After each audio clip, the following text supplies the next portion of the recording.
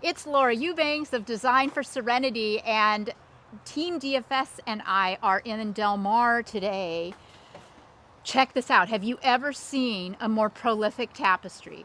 Not only is this a really happy installation in a coastal environment with the perfect exposure, but the client was doing some home repairs. She had her pool redone. She had a new roof put on and postponed maintenance.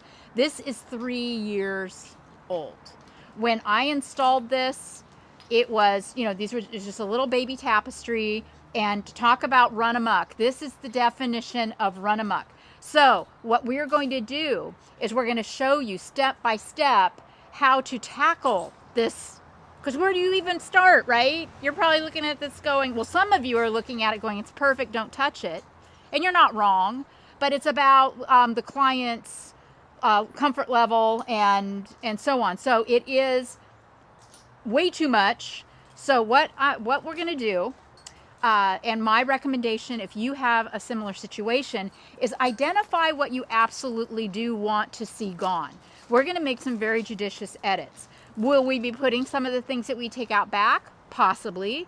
Will they be rehomed into another area of the garden? Possibly. Will they be donated to neighbors? Possibly. Point is, nothing's getting thrown away, but we may or may not be able to use everything that we take out of here in this garden. But for starts, let's identify some things that we absolutely don't want to mess with, like this Bacarnia recurvata. Fabulous. Don't want to touch it. This insane, I don't know if these are connected or that's one and this is one, but these aloes we're not going to touch. They're fabulous right here. And this stand of Cameronii. So we've got 1, 2, basically 3 big presentations of plants that I'm focusing on as a focal right now. So those I know I'm not going to mess with other than to maybe do a little grooming or cleaning. I'm going to start by pulling out these aloes, this stand of aloe right here, and this stuff down here at the base. I want to get that out so again, I can start to see. Also, this stand of sedum and this stand of sedum, this is also going to come out. I know, gasp, horror, but it's hanging over the sidewalk and I can't see. I love the idea of this, but it's the problem we have here in the land of milk and honey. Just do it again. Too much. So that's going to come out. Then over here, I'm going to pull the Portulacaria afra variegata. It's, I got boulders in here, guys. You can't even see them. This is coming out. This cotyledon is coming out. Check out this little, this little tomentosa kalanchoe. Stunning. So I think I'm going to take, I'm going to take these sedums out. I'm going to take this jade. It's coming out. Look at all the stuff we have back here. We've got ghosties back here. We've got a dolphi back here. We've got a geminifolia. We have aloe distans. Yeah, we got all kinds of stuff. So I'm gonna pull all of this out and air this out and see what's going on. We've also got aloe blue elf. See back there? So yeah, that's what we're gonna do.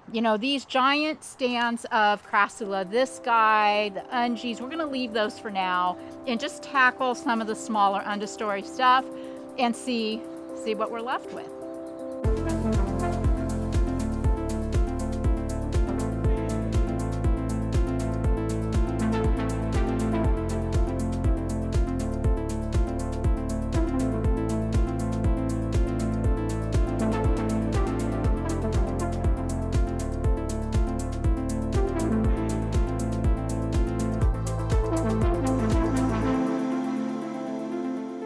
Well, what fun we have had here in Del Mar.